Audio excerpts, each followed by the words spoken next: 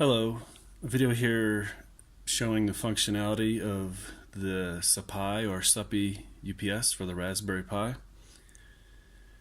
Just a brief overview, you can see here a hard drive containing media files, a USB stick containing media files, my own custom built DAC, the sUpPi UPS, the connector for the Raspberry Pi audio out, and also the headers with the breakout functionality for the power switch,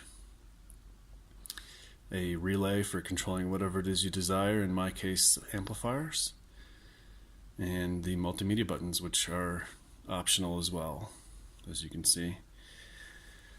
So just a standard on-off panel button here for at least my uses here, and you can see there's two wires for controlling the power of the Raspberry Pi, and then two wires for the LED. So you could actually run a separate LED if you desired in this case.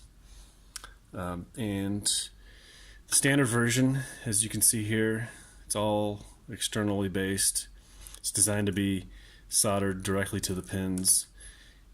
And each of these circles represents the important pins to solder. The other ones don't need solder at all. And I have not tried, but you could probably use just a conductive grease in this case. So you wouldn't have to use solder at all. But you can see here it's left open for whatever other devices you may want to attach to your Raspberry Pi, hats, etc. There's an auxiliary 5 volts input for if you wanted to run your own 5 volt supply to the UPS. And the UPS essentially works with the Raspberry Pi in both power up and power down cycling, keeping all the file safe properties you would desire, so you don't have any SD card corruption.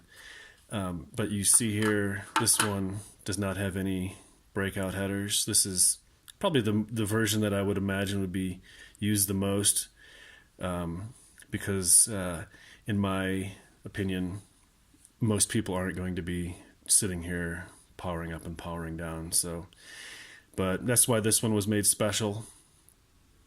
The relay actually works in unison with the DAC driver for the Raspberry Pi, and in my case it's an IQ audio driver, Texas Instruments PCM 5122. So and it can be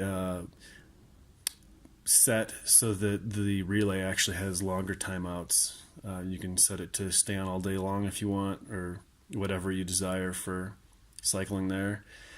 In this case, Volumio is what's installed on this SD and this unit, and there are configurations within Volumio to do certain things as well, like all the buttons were configured through the add-ons in Volumio, and also the on-off functionality as well. The people who designed Volumio or did the software left certain things in and certain things out, and it's still buggy, the Volumio OS. So, but however, like in this one here, it's just standard Raspbian based stuff. So there's nothing really to configure here other than a couple device tree overlays, and you're done for this.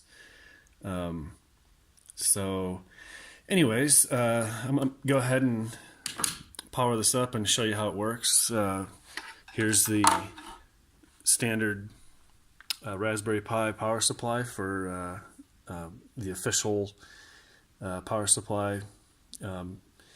Puts out a little over 5 volts, and it's over, I believe, 2.5 amps. So anyways, I'm going to go ahead and plug this in to show you essentially like a power up situation. And what you'll see first of all is that the battery is being checked.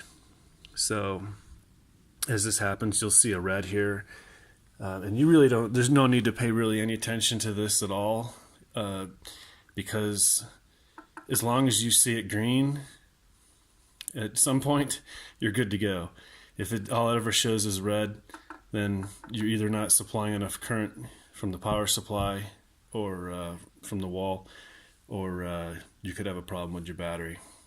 So, and you can see this particular battery is a PK cell battery, 10440, and then this is actually a eFest battery, and I shopped around to get the best ones, and these are the best ones. So, but for the demonstration, you can at least see how even the not as good as the best battery works. I actually had no issues with any of the batteries. So, but here I'll go ahead and if you just use the button, you can see it now. It's powering up the system here. You can see, and occasionally you'll see a little activity back here.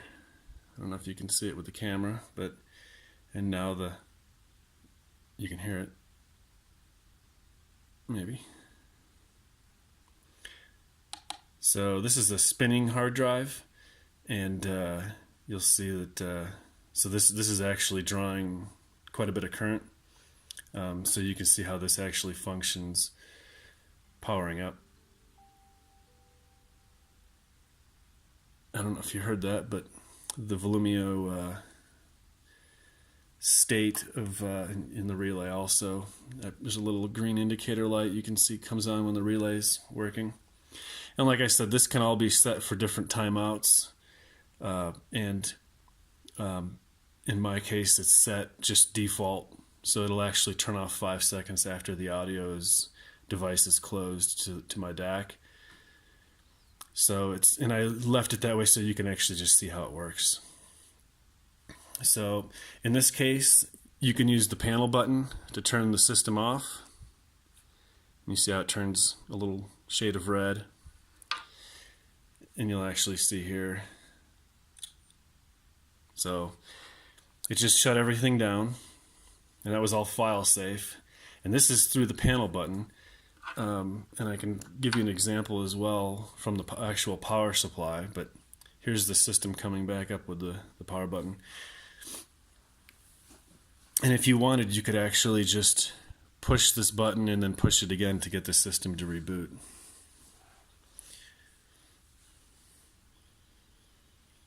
So let's make sure this is full volume so you can hear the chime when it comes up.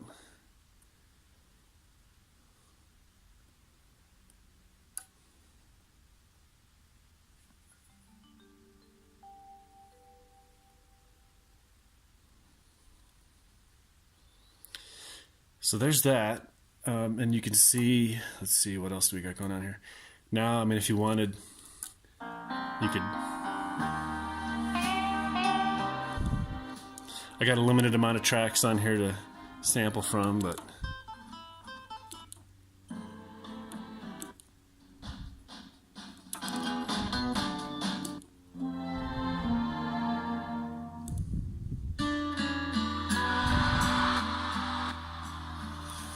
so that basically shows the functionality of the system, and I'll show you also.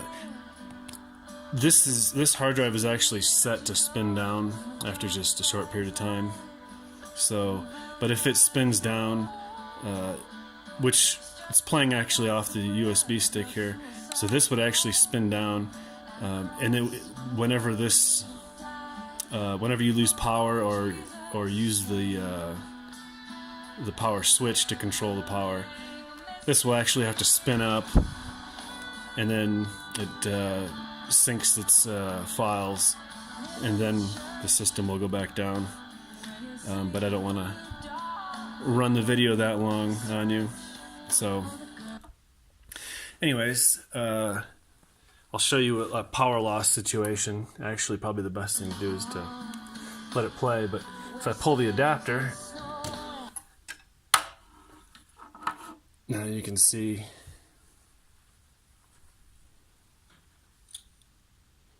and there you go. So I guess that's a good place to stop off. Hopefully you liked the video.